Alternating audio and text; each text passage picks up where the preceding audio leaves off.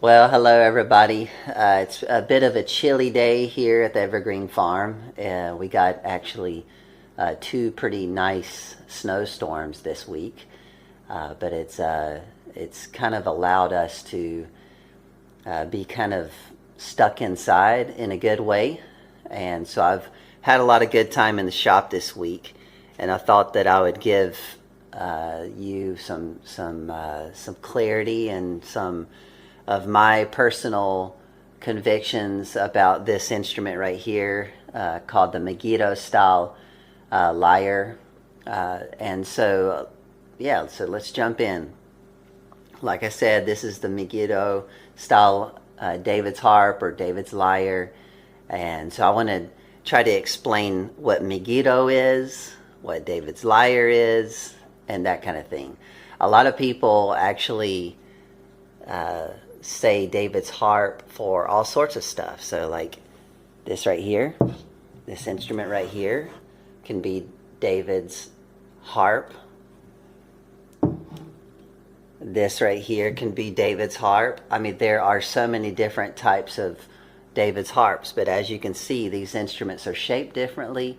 They're a little bit different sized and stuff like that. In my opinion, I don't think that we should get too wrapped up around a name or anything like that, but there is a lot of value in going back in history and just really like tapping into the richness of history.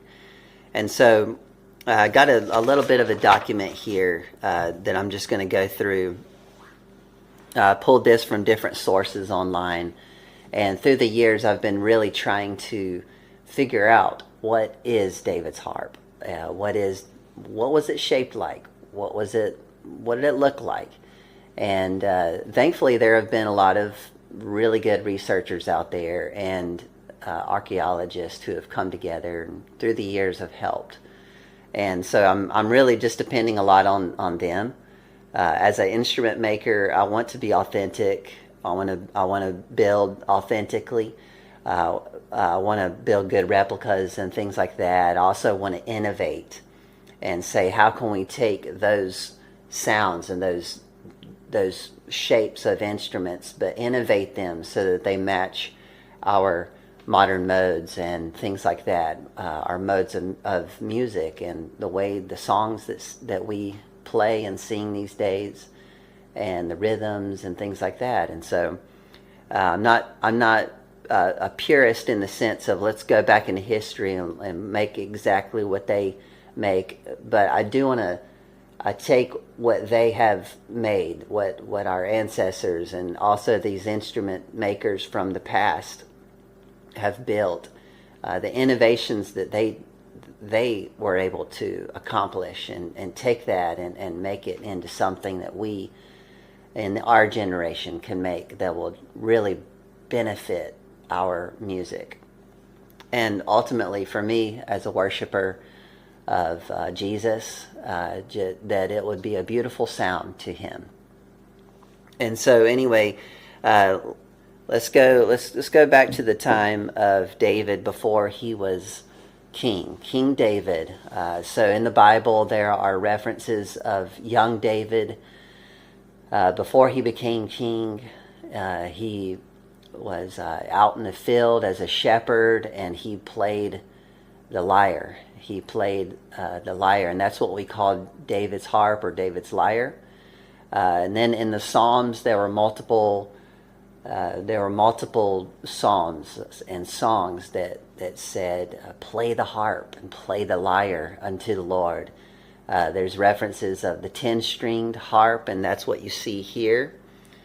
And so recently there was an excavation in a place called Megiddo. And I know a lot of you have probably heard of Armageddon. That is a flat-planed area in Israel, but there's a place called Megiddo. It's kind of like an ancient city that's on a hill, and actually there have been lots of excavations in this strategic place. Actually, Megiddo is a strategic place of war. From what I know, like it was a hill. It's been a hill for many years, for centuries, where it's a strategic place where you can look east, west, north, and south, and be able to look and see if armies are coming or invaders and things like that. And so, strategic place of war. And so, there have been many archaeological digs, and it's really cool because the deeper you go, the farther you go into history. And so the Megiddo lyre, or the Megiddo harp, like this is actually what I made for The Chosen. It's like a, what do you call this? A series that documents the life of Jesus. It's you can look it up online, things like that. Most people that are watching this video probably know what The Chosen is. But in The Chosen, it's season 5, episode 3. I made this same sized and shaped instrument for them, because they wanted something authentic and something that was probably what David would have played.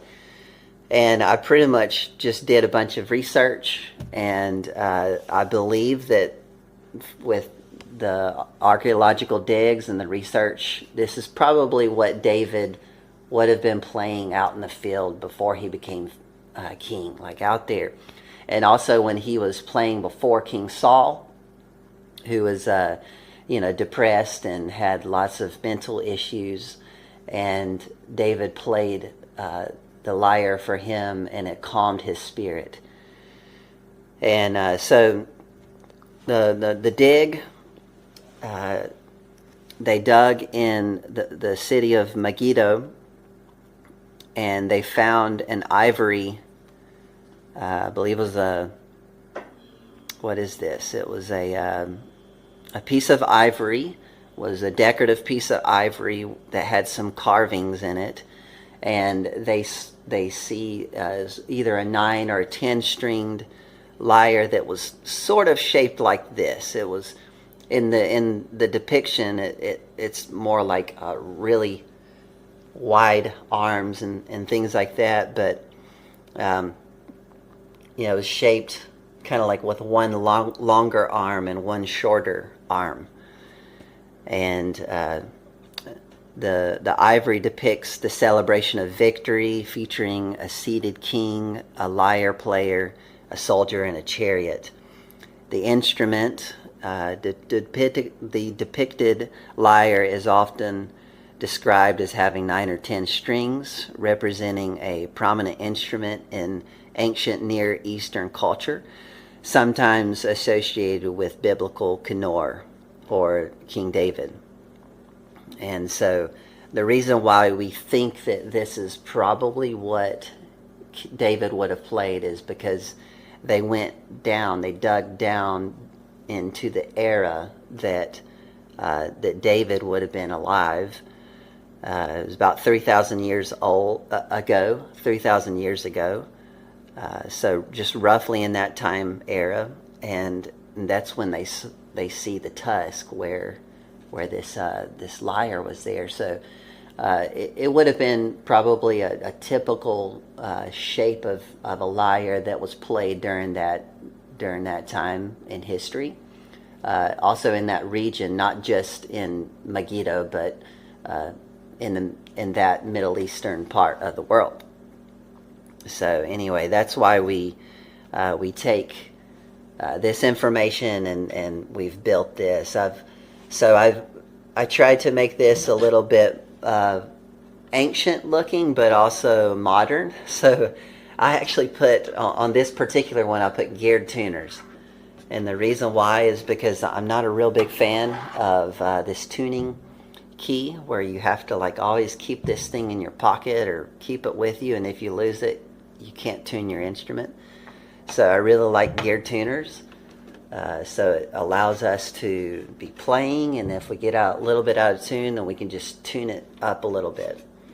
But I made this like, you know, with walnut here, a walnut crossbar, and a spruce top and back. Or sorry, a birch top and back. So, in this particular scale, I've got the whole tones, which is A, B, C, D, E, F, G, A, B, C. That's how it goes. And I've got red strings for the octaves, which is the key of C. And then I've got a blue string for the fifth. And so the rest of them are clear, but it's pretty easy whenever you have this red, blue, red.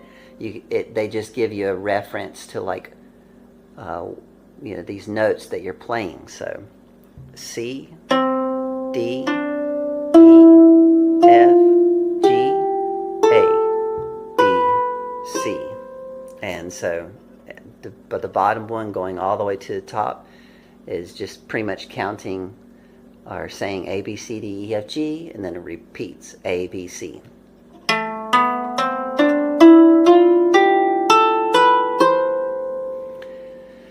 So anyway, I'll play a little song for you, and thank you for taking the time to just learn a little bit about this. And honestly, from my point of view as an instrument maker, like I said before, I do want to take the history and do our best to preserve it, but also at the same time innovate so that it can benefit our current generation in the way that we play our songs and the scales that we use and things like that. So here we go.